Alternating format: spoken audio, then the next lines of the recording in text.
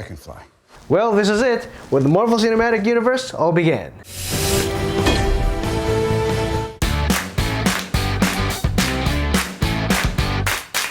So this is another user-submitted request by one of my subscribers, Henry Vu. And Henry writes, "Big fan of you in the MCU, Marvel Cinematic Universe. I think you both make a good couple. Since you're both just getting to know each other, the beginning works best with Iron Man 1. Well, firstly, thank you for writing in, Henry, and what an excellent suggestion. So you think I'm just getting to know the MCU, huh? Well, I'll just have you know that I am very familiar with the MCU. But the real question is, am I an MCU fan? Just a little. Iron Man. So somewhere between prison time and being a regular on the TV show Ally McBeal. I'll be watching you. But before putting on the blackface for Tropic Thunder and cross-dressing in Sherlock Holmes: A Game of Shadows, Jon Favreau fights tooth and nail to get Hollywood to give Robert Downey Jr. another shot. And so we got RDJ to play our favorite billionaire playboy philanthropist, Tony Stark. While the studio originally had their eyes on this guy. Tony is a billionaire industrialist and a genius inventor, whom we love 3000, and while conducting a weapons test, terrorists kidnap him to force him to build a devastating weapon. The Jericho.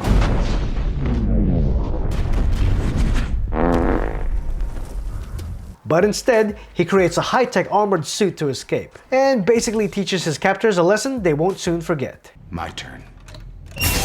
Returning to America, Stark refines his suit to protect the world from, well, the bad guys. So in 2008, before the House of the Mouse owned Marvel Studios, Marvel greenlights the Iron Man project for a budget of $140 million, which generated worldwide box office earnings of $585 million. What a great way to kick off this franchise. Can you imagine if the movie flopped and we had no MCU? That's a world I don't want to live in. The MCU as we know today is around 23 films over a span of 12 years, with even more to come. And this by far is the most successful cinematic universe with Big Daddy Kevin Feige behind the wheel as producer. And what better way to start it than talking about the movie where it all began? But even one of the greatest MCU films has its flaws. Kill power.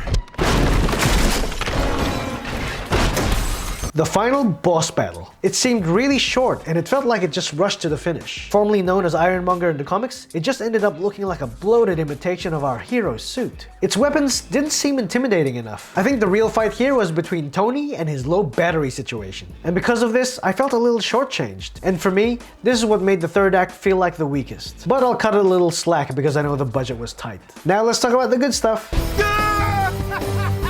The CGI was impressive. For a Marvel movie made over a decade ago, I was surprised that the CGI still holds up, especially during that famous scene where he suits up. Every piece connected and every bit of metal looked and sounded tangible. I got to the point where I had to ask myself, is that the CG suit or the partially live action suit? And it was so well cast because everybody here was absolutely on their A game. Jeff Bridges as Obadiah Stane made for a fantastic villain. We have Gwyneth Paltrow as Pepper Potts, and there was a handful of touching scenes between Tony and Pepper. Off the top of my head, I think they were the most convincing couple and had the best couple chemistry in the entire MCU. Your eyes are red. A few tears for your long-lost boss? Tears of joy. I hate job hunting. And Tony's amazing house in Malibu is the first time we hear Jarvis's voice. The weather in Malibu is 72 degrees with scattered clouds. And Jarvis is voiced by the ever-talented Paul Bettany. I said Paul Bettany. We have Agent Coulson played by Clark Gregg. Just call us S.H.I.E.L.D. And just like Tony had his Mark I, Don Cheadle's Colonel James Rhodes had his too, in the form of Terrence Howard. Next time, baby. And lastly, I want to talk about the character development of our protagonist. Tony Stark is a narcissistic arms dealer who lived like a rock star. He's super witty and very self-aware. We start off the MCU in the Afghani desert, and AC/DC's Back in Black starts playing, while Tony is in the back of a military Humvee with a close-up of his hand holding a glass of whiskey on the rocks. We learn so much about him in just the first 5 minutes of the film. Oh, and he likes cheeseburgers too. Cheeseburger first. I think there's something poetic about the fact that it took shrapnel from one of his instruments of war almost entering his heart to be the catalyst of changing it.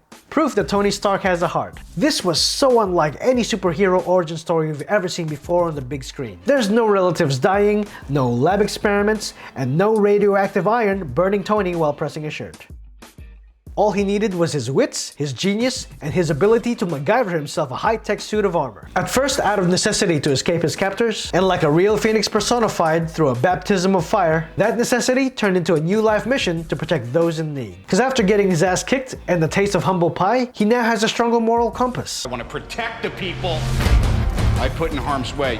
Now how badass is that? And I was so happy that RDJ really brought the goods. And what kind of Marvel movie would this be if there wasn't a cameo of the father of Marvel himself, Stan Lee? In other words, Excelsior. Now before I share my final thoughts, just a quick reminder to click like, share, subscribe, and hit the bell for notifications so you don't miss out on my weekly reviews. And if you like my content and you're feeling generous, why not become one of my valued subscribers by signing up to my Patreon? You'll find the link in the description below. And now for my final thoughts.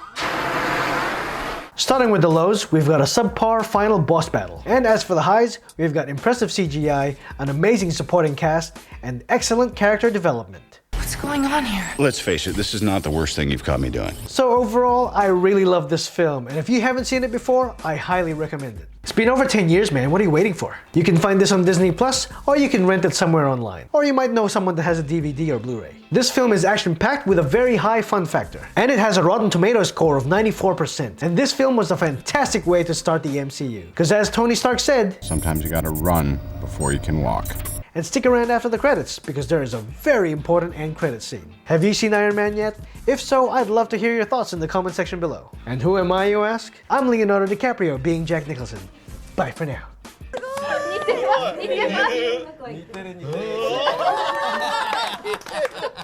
Thank you. Want to subscribe to my channel but you don't know how? All you have to do is click on my face right here. And if you want to see more of my videos, then click here, or that one. Oh wow, that's a good one.